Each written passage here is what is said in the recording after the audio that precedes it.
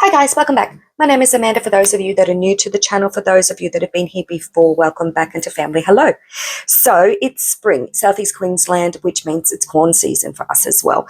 And I got some corn last week from the local farmer who was nice enough to let me have some of his lovely fresh corn. Didn't cost very much, about 50 cents a cob. At the moment, cobs are around $3 each in the stores because it is early in the season and our own plants haven't produced yet. So husband was on the way home yesterday and he decided to call in again and bring me home another basket of corn. So I am going to make southern style creamed corn.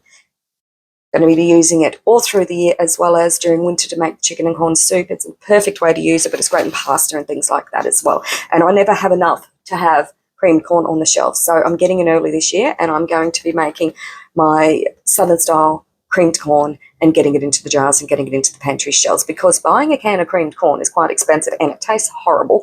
So I'd much prefer to make my own. So let's go through the steps. It's pretty basic, starting off with husking all of the corn and getting all the silks off. So that's my first job. I don't have many to do here. I've got about a dozen versus 100 that's growing out in the garden. So I'll make a start on these and get this done. Now, I know for all of my viewers from overseas, especially in America, this would be something that was commonly done. During corn season, you would be spending a day and preparing all your cobs of corn, getting them sorted. Here in Australia, it doesn't happen so much. The preserving of corn usually is reserved for the freezer, not going into jars. That's because corn can discolour. If it's really sweet and high sugar content, which our sweet early corns are quite high in their sugar content, but if you notice these are quite yellow, they're not that gorgeous, really, really, really golden colour that they will develop as the season progresses. So these are still really early cobs of corn, which is why I thought they would be perfect to prepare for the pressure canner, which is what I'm going to be doing today. So because there's a storm outside, it's quite dark out there and it's very windy and horrible, I figured it was a perfect time to spend a couple of hours inside. So it's been a busy morning. Yogurt is currently making over there in the yogurt maker. So there's a chocolate yogurt that's been made up for my granddaughter, and I've already made the fresh butter this morning. So I've been busy. But the corn can't wait because they are sweet, and if people who've been watching my videos in the past know about, that needs to be cleaned up, know about my ants that I have an issue with sometimes in the nook here, because this is an old farmhouse. Like, I mean, it's not sealed shut like modern homes are. It doesn't have seals in the windows. We've got louvered windows and things like that. So getting little ants, they do come in here. And the sweet corn was sitting on the floor last night, just like the bag of sugar. So there was a lot of little black ants crawling around this morning that I've dealt with. You know, that's okay. I knew they were going to be there, you know, so the corn was taken down to the laundry, cleaned up, and the ants went along with them. But there's still a few ants I've noticed as I'm starting to clean the cobs. Not a big deal. They're not going to be included because we're going to wash all these cobs once I finish and get all the silks out from the grooves. After I've pulled all of the husks off them, I'll then go and give them a good wash and wash under the water and wring them out and get all the extra silks that I've missed during this hulling process, because there's still silks attached here. They're easy to get off under a tap with the water running and just a twisting motion. You can use a scrubbing brush if you want to. I don't. It's just, no, I just don't have time for that kind of stuff. I like things simple. You know, it's simple. This is corn. It's not rocket science. So every time I'm doing a video, doing my canning of the corn, I get a lot of comments from different places, but people telling me that they usually don't can the corn, that it's usually frozen, and our freezers are reserved for meat, not for vegetables. So in that case, I need to put these into the jars because I prefer not to put them into the freezer. Rightio, going to wash them all now.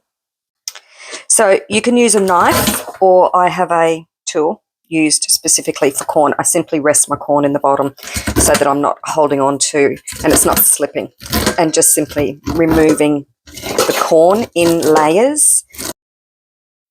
And then once I've gone around the cob and removed as much as I can't do it anymore with the tool, I'll swap over to a knife, which is much sharper and just easier on the wrists. And I'm just going to finish removing all of the little kernels, and then I'll start work on removing all of the milk from the center of the cobs. And that's our next job, is doing that too. 3 more to go. So using the back of the knife, just feels like I'm filleting a fish. It feels the same, okay? Just running your knife along the pits in the corn and just removing all of this milk out of them. They're not as liquidy as I expected in early corns, but they're still got plenty of goodness, which will be interesting to see how these cook up, whether they're very milky or not. But we keep going until we've completely removed all of the corn, so you can see that there's nothing left inside on them. So that's what I'm doing now, is just that final step of just getting all of the milk out of the cobs. And then I can move on to the cooking process and starting to get these into jars. Alrighty, that's all of our corn. And this is all of the really fine parts of the cob that's been scraped off as well. So nothing going to waste. The cobs are now going out to the goats. We can start cooking our creamed corn.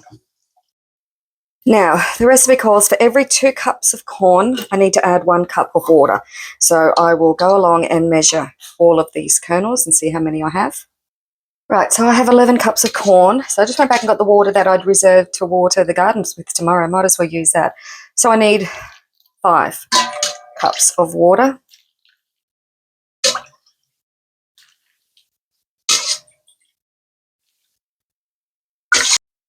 Okay, and then to that we're just going to add a teaspoon of salt. This is just sea salt. And I'm also going to add about half a teaspoon of some white ground pepper that I've just ground up in the spice grinder, so it's nice and fresh. And to that, it's time to stir it all together, well combine, and turn the heat up. And we're going to cook the corn kernels and all of the milk and all of the water and spices for 10 minutes. And that's going to be on high heat as well. So I just want this process to happen. It releases all of the beautiful corn milk and all of the sweetness to the corn by doing this cooking process, even though we are going to be pressure canning this afterwards as well. I just want this step to be completely done before I put it into the jars for their final step. So stirring it all really well, you can see it's starting to release all of those beautiful corn milks juices, and it's starting to change from that clear liquid to a really nice milky liquid. It's been cooking for about 8 minutes or so, and I'm going to be using clear gel. And I have 12 teaspoons of clear gel powder that I'm going to add another 250 mils of water to. And I'm going to shake them up really well, making sure it's well combined. And then I'm going to add that into this really hot simmering corn and its water and its flavorings. And I just want to make sure it's really well combined. And then once it's been added to the pot, just continue to stir it for a good 3 to 5 minutes before turning off the heat, wanting to make sure that that cornstarch is well distributed. It thickens really quickly, but you just want to make sure it's all well distributed amongst the entire amount of 5 cups of liquid that's already in here as well. So we don't want any big blobs of the cornstarch or lumps forming. So just continuing to stir it all the way through until the cooking process is over, which is a full 5 minutes afterwards. And that's what I'm going to do, bring it back up to boil and continue to cook it. Once that's processed, it's ready then to be added to the jars. Now, the clear gel, I purchased it from Amazon here in Australia. It's really difficult to find. Any canning product is difficult for us to find. Any accessories or even the equipment at time gets difficult to find. So this one was purchased in February or March this year, earlier this year, so a good 6 months ago. And I've noticed it's really difficult to find. And if you can find it, it's very expensive. So I'll be having another look again, and I'll see if I can find it again from my stockist that I used on Amazon, or at least another stockist, and just do a comparison of price, because with Amazon I don't pay for shipping, so I always take that into account as well. So I will let you know how much this packet cost me back in February, and then how much it now costs today with the increased prices of buying American products here in Australia, if we're able to get them, because there's a lot of shortages on many products that I purchase that are American based. It's just something else that we need to deal with here in Australia. But yeah, so just continuing to cook this really, really well, and then into the jars we're going to go. So I have my 3 sources of recipe books that I'm using to make sure that this recipe is okay and shelf stable. Is it an approved recipe? Yes. Does it normally have cornstarch in it? No. So unfortunately, all of the recipes that I have found, 2 are in the blue books. One is their blue ball book, which is the 38th edition, which is the newest edition, I believe. The next one is the Ball Complete Home Preserving book.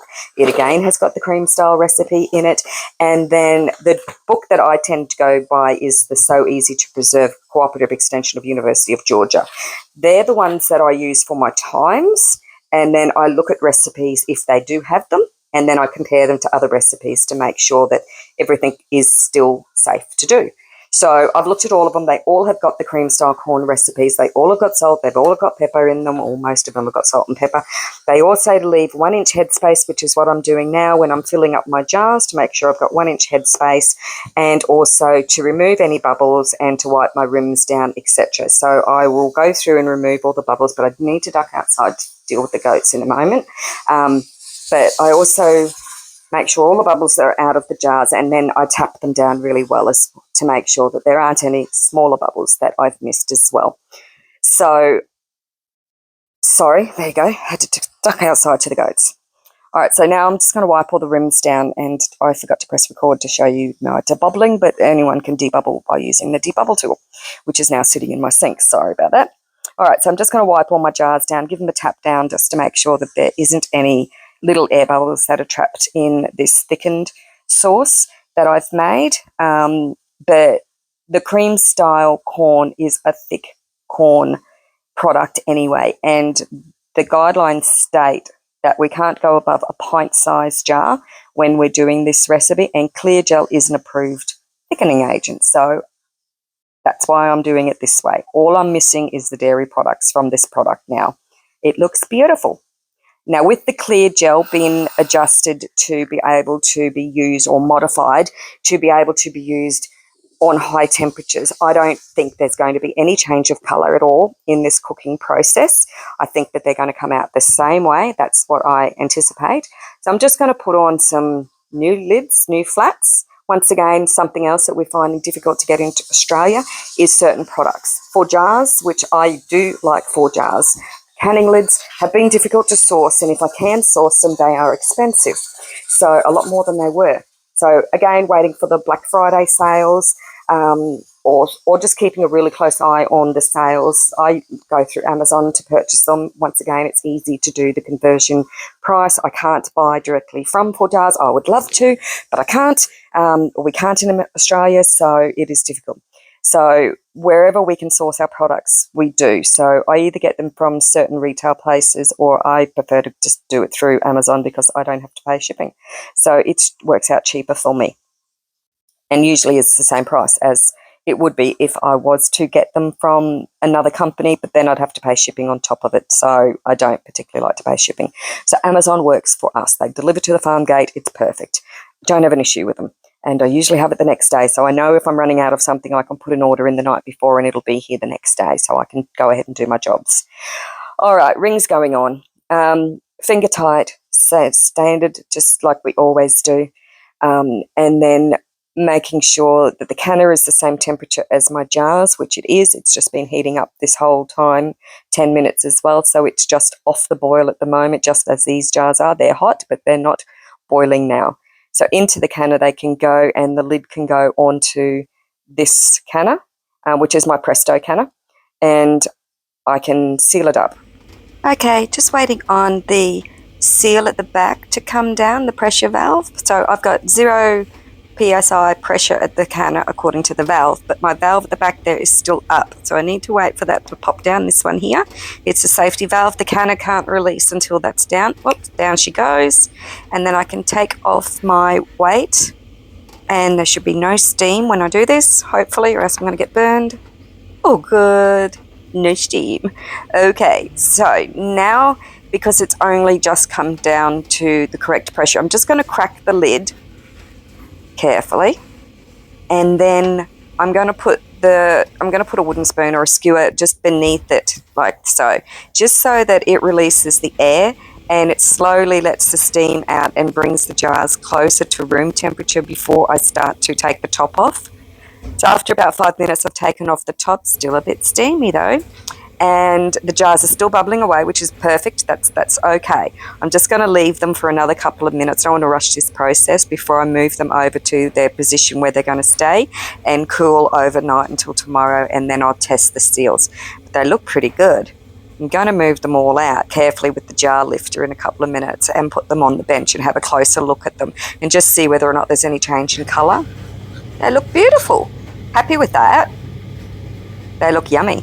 So that's my 6 jars. I will put a price up also as to the cost of creamed corn at the moment. I have had a quick look and seen it's about $5.50 or so a kilo. So I'll put up the price.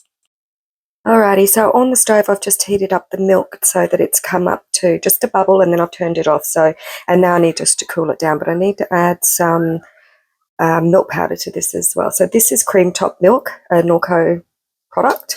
So it's really rich and creamy. I'm making a full dairy yogurt for my granddaughter this time. So it's not my usual coconut yogurt, and I want a really thick yogurt. So I'm going to add some full cream milk powder to this, just a 1/4 cup. This is just over 1 litre of milk. So this is the full cream milk that I'm using. Just going to put in a 1/4 cup into the milk and give that a stir around and make sure that's well dissolved. Now I've got to bring it down to temperature. So I want this around 50 degrees. When I do yogurt, I do at 42, 44 degrees. And commercial yogurts are made between 42 and 46 degrees. So I'm using a thermal heat gun, which is, I use that for my reptile tanks, but it's very handy in the kitchen as well. So I'll keep an eye on this. It's 58 at the moment, so it's still too hot to add culture to. So I'll just let that sit. And then I'm going to go on and flavour one of the coconut yogurts that I made earlier. So about 5 days ago. So I was going to do a mango and vanilla, but the only mango I had was a canned mango, and I've tasted it and it's not sweet. I don't like it. So I'm going to switch over and do a peaches and vanilla instead. So that was the mango that I chose to use. I had it in the cupboard. Yeah, no flavour. I'll wait for mango season. It won't get wasted. I'll put it in probably some muffins instead that I can sweeten. So instead, I'm going to use some peaches that I canned because I know they're sweet. Alrighty, so I've got coconut yogurt that I've just added some vanilla powder to. You can add vanilla paste if you've got vanilla paste instead of the powder, that's fine. The vanilla paste actually gives it a bit more sweetness than using the vanilla powder, but I am going to sweeten it. I'm just going to add some powdered sugar to that as well. So on a previous video, I showed how to make our powdered sugar so that we never have to buy powdered sugar again. Icing sugar is another word for it as well. I'm just going to add a teaspoon of that just to add some extra sweetness. I could have added honey, but kind of decided not to. Got plenty of honey. Lots and lots of honey. Alrighty, so that's the sugar going in, and then I just need to pop open these peaches. Now, luckily, I tested the mango before I went ahead and added it to the bottom of each of my pots that I'm going to be making my yogurt in, because I am going to do flavoured yogurts in those pots. So I will be doing vanilla and was going to be doing mango, but I won't be now. I'll probably be doing peach instead. Alrighty, so these peaches were pressure canned back in June, and they were probably water bath, not pressure canned. Don't take my word on it. It's fruit, so I probably would have water bathed them. Alrighty, so the peaches were water bathed back in June, and I've checked them. They're nice and sweet, so they're perfect to add to the yogurt, which isn't too sweet because I don't want to have too sweet a yogurt. This one's for me, so I'm just chopping it up into smaller pieces, and then I'll pop this yogurt, which is a coconut yogurt, and I'll put it back into the refrigerator and just let it set a little bit more, and then that's that job done as well. I've got a few other jobs I need to do, but I'm working on the chocolatey dessert that I'm making for my granddaughter as well. So we're just waiting on the temperature of that to come back down to a normal temperature range that I can now add my culture to, and I'll just test it again.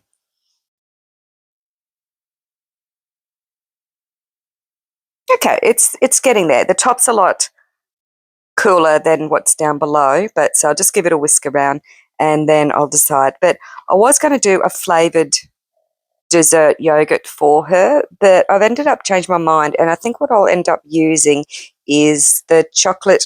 So it's at the right temperature, 51, so I can add my culture to it now, and that'll turn it into a yogurt, but I don't want just a plain yogurt for her.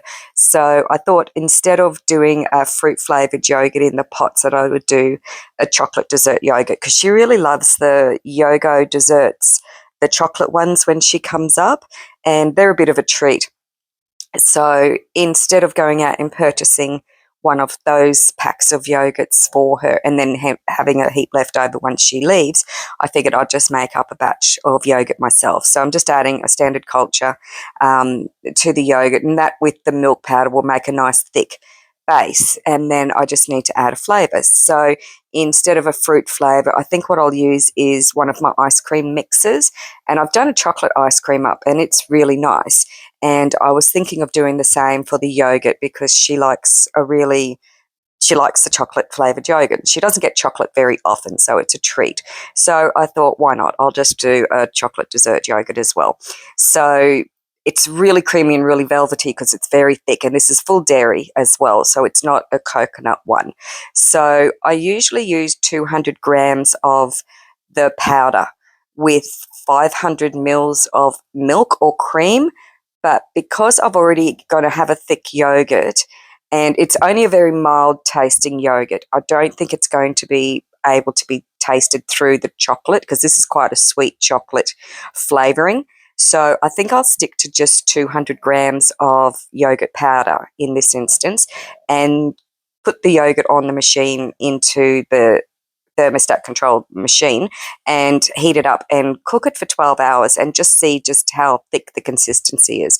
If it's really thick at 12 hours, I know I can take it off and put it in the refrigerator. If it's not ready at 12 hours, I'll leave it go the full 24 hours and see what it's like tomorrow. But usually the yogurt is really thick by 12 hours, like a milk yogurt that's been thickened with the powdered milk usually is quite thick within 12 hours. So we'll see how that goes.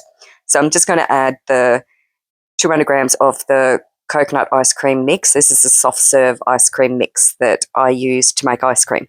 And instead, I'm going to make a chocolate dessert instead. So it's going to be a cold dessert, not a frozen dessert, that's all. So while it's still nice and warm, it mixes through really easily. And then I'm just going to transfer it all out of this saucepan, because I'm not going to be able to pour into the little individual pots. I'm going to do individual pot sets to make it, again, easier. One, for portion control, but two, it just makes it an easier grab and go snack for her to have, or anyone to have. And if I need to, I can always pop them into the freezer as well, but I shouldn't need to. And she could have had a frozen dessert, but she has a frozen dessert. Like I said, I've already made an ice cream as well. So this is how to make a really quick chocolate dessert. Alrighty, so I'm just going to transfer it all into my jug, and then hopefully be able to pour it a little bit easier into the individual pots as well. But this is definitely a sweet treat, so not the standard. But again, I had the milk. I purchased the milk, which is the Norco top cream variety, and I'd purchased that to make mozzarella cheese, and then changed my mind after I made the pizzas the other day when I realised I still had quite a lot of mozzarella in the freezer. So I figured instead of making a fresh batch of mozzarella, I would do one of these desserts instead. So that's why I'm using my milk to make the yogurt instead, which is going to turn into a sweet treat as well. All right, and of course it doesn't help that I'm pouring from a jug. I still managed to make a big mess everywhere. All right, keep going, filling up my pots. Now I've got the yogurt maker set at 42 degrees. And like I said, I'm going to check them at 12 hours, but if they're not ready yet, I'll leave them go for the full 24 hours. So I don't know what temperature other people do their yogurts at. My research has shown that the yogurt factories set their culture pots.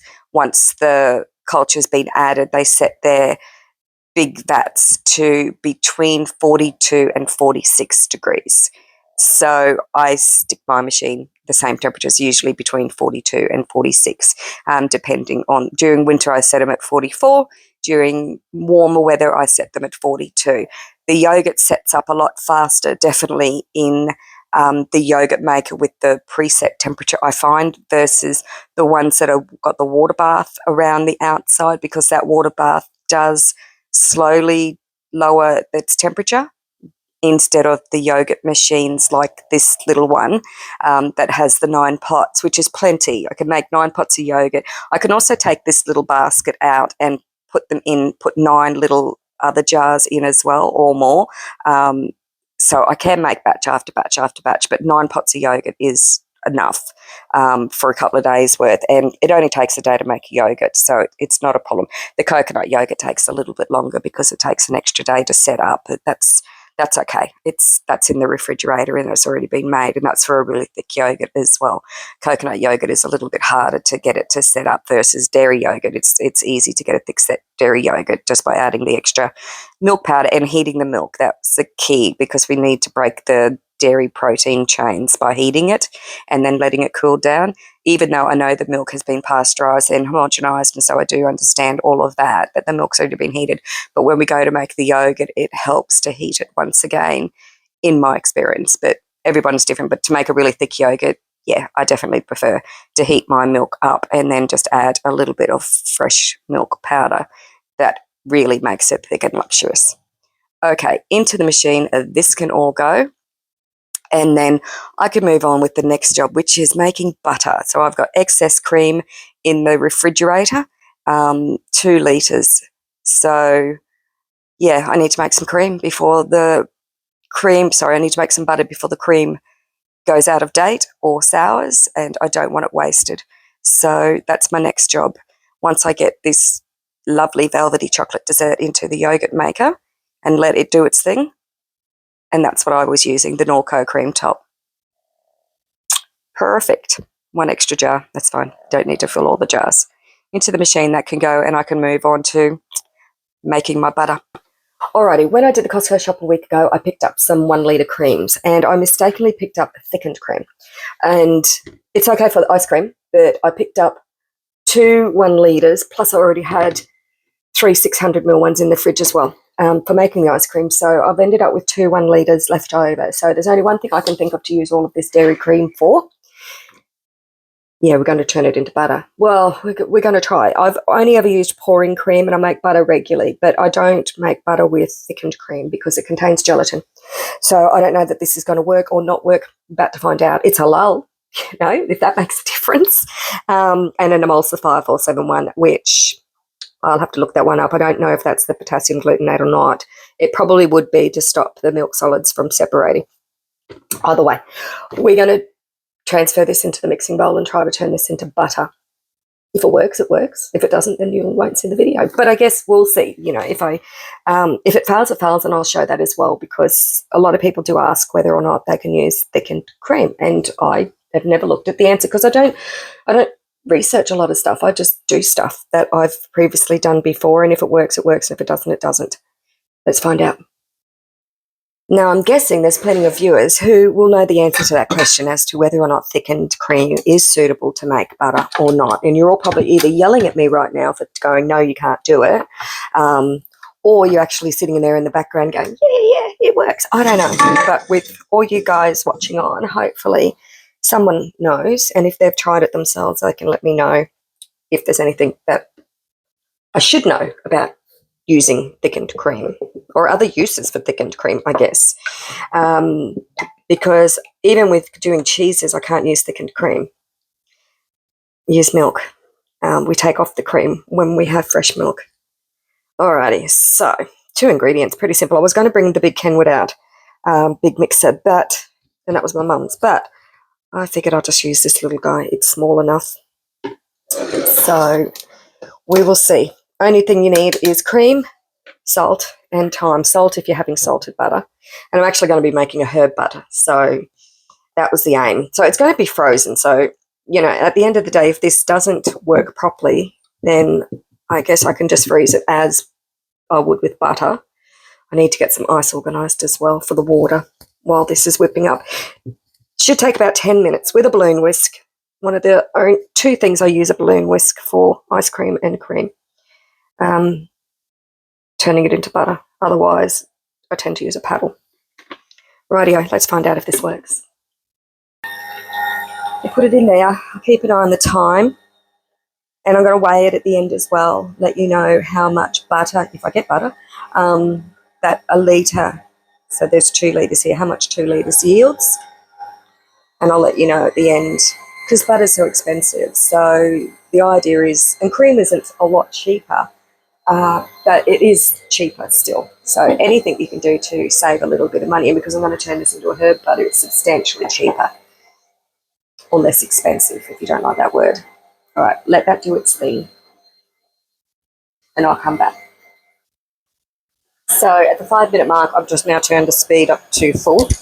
Just going to really over whip the cream. It's still not high peaked, stiff whipped cream yet, because it is quite a lot of liquid. It's up to about yay. In the machine, it's now just starting to form that really thickened cream and starting to separate from the sides. Just going to let it keep going and get a bowl of iced water prepped for this.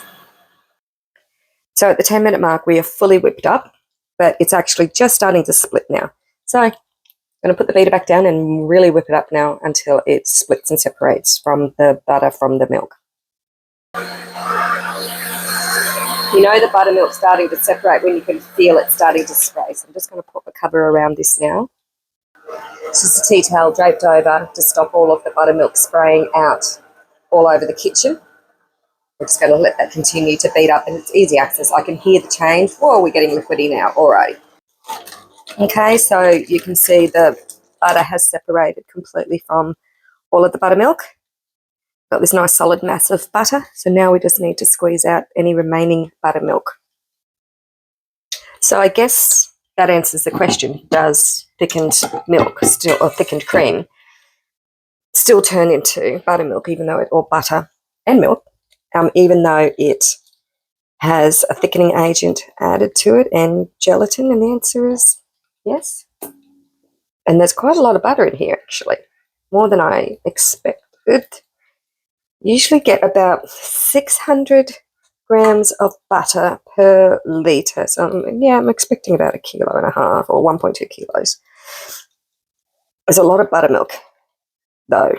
That's something I noticed, the difference. There's an awful lot more buttermilk, which is fine. It's going to get used for pancakes. And if I can't use it straight away, I'll be freezing it.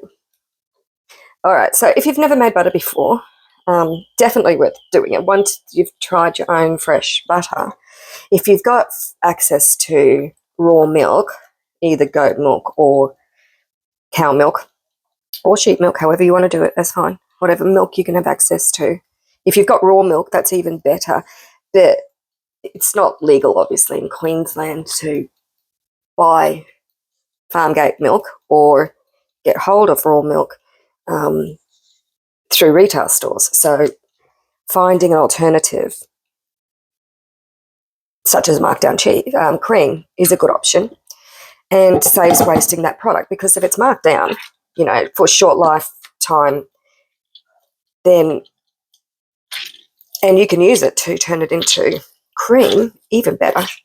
Turn it into butter, even better. If you've got butter paddles, even better again. Main thing is that we're trying to squeeze out as much of the buttermilk out of this product as we can. And if you don't, it goes rancid very quickly. Doesn't last as long. This doesn't last as long anyway, because it doesn't have any of the preservatives. Although now this has got gelatin in it, and it's going to have salt and herbs. It just might last longer. I don't know. All right, so the point is to squeeze out. I need a second bowl, and my hands are now covered in butter. Fantastic. Alrighty, so try to squeeze out as much of the buttermilk as we can. from our freshly made butter. And then once it's no longer dripping of buttermilk, it then needs to be washed with the ice cold water, which is why there's a tray of ice cold water. So that's water that's being refrigerated already cold, and it's now got the ice in it as well. And so I might just put them straight in there, keep them cold. It is not cold here this morning, but it's not hot yet either. So this is a morning job, definitely not a job to do on a hot day here in southeast Queensland. So it's an early morning job. Used to do it as soon as the cows were milked. They would get the cream separated overnight, and then the following morning the butter would get made. But since I'm using cream, just going to do it this way. Alrighty, I'm going to turn that off and we'll come back once I've got it all ready. Okay, so total amount of time it's taken me to get to here, 20 minutes. From the time I started to the time I've formed all of my butter balls here that I'm going to start working. Here's my buttermilk. Beautiful. 1 litre is what I've ended up with. So that's our beautiful frothy buttermilk, ready to go in the refrigerator and get used for pancakes. If I can't use it in the next day or two, it'll be getting put into the freezer to add pancakes to over the next week. Radio, here's our butter. Now, I'm just going to work the butter and it's really nice and firm at the moment because it's in the ice bath. So I just need to wash all of the buttermilk from it. So just under the water, which is really cold. So just taking my balls out of the water, which is still freezing, keeping my hands nice and cold as well. And I'm just working the butter through. My fingers, I know you all know probably how to do this. This isn't a homestead thing. This is a not wasting cream thing.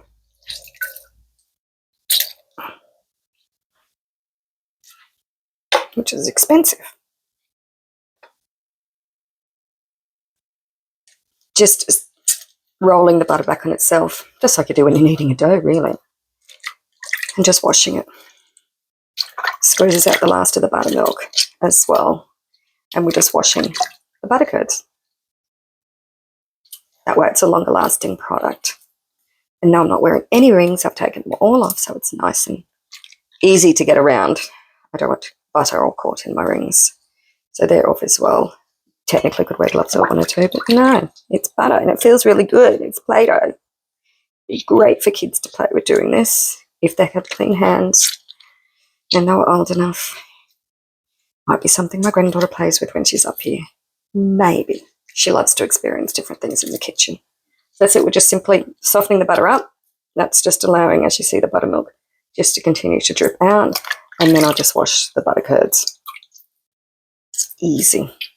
Eventually, what you'll see coming out will be clear. It will just be the water instead of buttermilk. And then you know your butter's being washed. So far we're at 530 grams of butter. So it cost me $12 for the cream because I got 2 1 kilo or 1 litre bottles, and I still have a big piece of butter in here that I need to work on as well. So we will come back, I will come back and let you know when I'm finished squishing it out, the total weight, because that's a big ball of butter and the money-wise value. Okay, I have 780 grams of pure butter at the end of my 2 litres of milk getting whipped up. I've also got 1 litre of buttermilk as well. So I will work out the prices for butter and buttermilk and put that on the video here somewhere. So this is my big slab of butter. Alrighty, so it's all been washed and it's ready to be split into 2 batches, maybe 3. Might split this into 3 actually. So I want to make a whipped butter, which is a spreadable butter. I also want to make a herb butter, a garlic herb butter as well. And that's going to get put away in the freezer. And then I'm going to keep out about 250 grams as well to use for making bakery items. So fresh butter, unsalted. So I'll split it into 3. But if you want to stay here and watch, and I'll make up a whipped butter, which is a spreadable butter, but just tastes so much better than margarine. Although essentially it's very similar because it contains oil and water, but it doesn't have synthetic dairy products in it. So this one's for the family who do eat dairy. So they requested it. So I figured while I was making the butter, I would do all three. That one, not wasting my cream. Rightio, so I'm going to measure this out. Alrighty, so I'll measure out my butter. And the rest of it I need to get into the refrigerator. So I'm just going to do 250. So that I'm going to reserve. That's the 250. And then I need another 250 as well.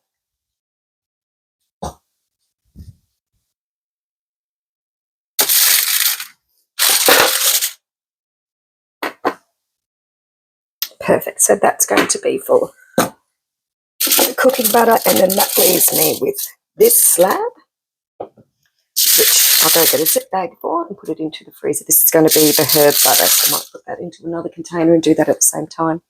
All right, moving on to the butter now that it's been completed. So I'm going to do a herb butter first, and this one's going to be used for making garlic breads or whenever I'm doing a herb style bread. So I'll be using this butter for that, and it'll just be stored in the freezer. So I've got some green onion powder. So this is green shallots that have just been dehydrated and ground up. So that's my green shallots. I'm going to add some garlic powder. Just adding about a teaspoon of each of these. Slightly under for the garlic because it's quite strong. And 1 teaspoon of the onion powder. I'm going to use a sweet paprika, but not a hot paprika. And about half a teaspoon to that. And some salt. Salt. Because this is unsalted fresh butter. So I'll add 2 teaspoons of salt to that. And then I'll just coat all the butter in it and then smush it. I'm just going to mix it all together until it's well mixed through. And then, like I said, this is just going to then be shaped and frozen in a tube. Smells amazing already. And then I will move on to the next butter, which is just going to be a whipped butter. So I'm going to use the stand mixer while it needed to be washed and make up a soft butter for that spreadable instead as well. I keep getting asked about my jars. So they're Salisbury & Co. God, I wish I was sponsored by them, but I'm not. Salisbury & Co. old-fashioned range of jars, which is an Australian company, but I purchased them all from kitchenwarehouse.com.au, and 6 of them costs about $50 from memory. So they're not particularly expensive for the size of them. They are the half gallon or 2 litres, and they can be used for storing juices and cordials, those kind of things, that when you're water bathing large quantities of juices. But as far as for using them for preserving, pressure canning and things like that, the size is just too large. I would love to do stocks in them, but not according to the standards. But that's that. So that's my jars, where those ones come from. All right. My herb butter's all done. So I'm just going to take that out. We're going to shape that and put it into a foil as the day's starting to warm up. Smells lovely. All right, so that is the herb butter done. So I'm just going to sandwich it or roll it between a couple of pieces of, this is Glad Wrap. I don't like using plastic, but sometimes I don't mind using it. And just sandwich this out until it's the right size. Then I can just slice off little pieces as I need it. And I can store this in the freezer just as it is, because it won't last all that long in a refrigerator, because it doesn't have any preservatives added to it. So that's our herb butter. and that can just go straight into the freezer. And I will put that inside another Ziploc bag just to protect it, and then I can label it. All right, so that one's gone. So that's our herb butter. Now I'll get on to the spreadable butter. Okay, so I've got 250 grams of our freshly made butter, which is still nice and soft, and I'm going to whisk it up with some avocado oil and some cold water as well. And we're just going to be making a spreadable butter. So it's unsalted butter, so I just need to add some seasoning to this one. So this is a little 1/4 teaspoon. So I'm just going to add just over 1 teaspoon, 1 1/4 teaspoons of salt. And then to that, I'm then going to also add and whisk that through first as well. But what I'll do is add 100 mils of avocado oil. So it is a neutral oil, has no flavour. So you can use an olive oil if you like, but I find that it's a little bit overpowering, but that's just me. In my baking, I notice it, so I'm used to avocado oil that has no flavour profile. Just going to whisk that together really well first before adding our cold water. So this water is from the refrigerator, so it's nice and cool. So initially it's quite a liquidy texture as you're whipping it up, but as soon as you add the cold water, it becomes firm again quite quickly.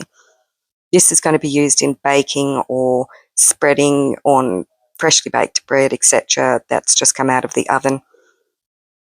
For the rest of the family that can have dairy on a regular basis, but using it in cooking is a perfect way to add flavour to baked items without having to use synthetic margarine as well.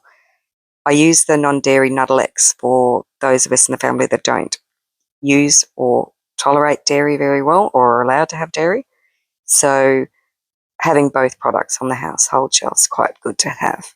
And this has cost next to nothing because I've made it myself. So it's just the cost of the butter that has been made. So it's cost us $12 for the cream, and I've used a third of that, so it's cost me $4, and I end up making quite a substantial amount of this once the water and the oil's been added. It whips up to quite a large container full, looks like about 500 odd grams of what would be a spreadable butter.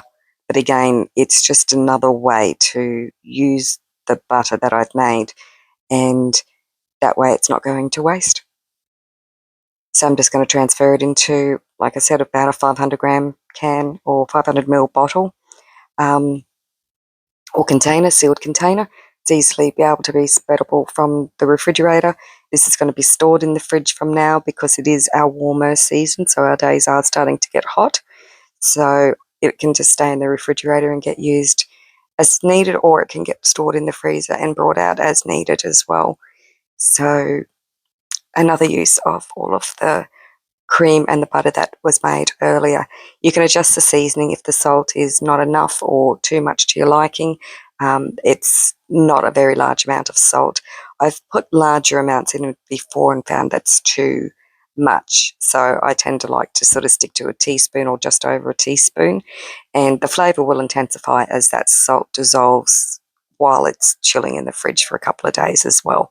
So just be mindful of that when you first make it. If it's very strong on the first day, then it's probably going to get even stronger on the following days. And I don't know where I'm going to put that. I'll just put that out of the way for now. And that's it. Very simple jobs done. We've had a busy morning. Thanks for joining me.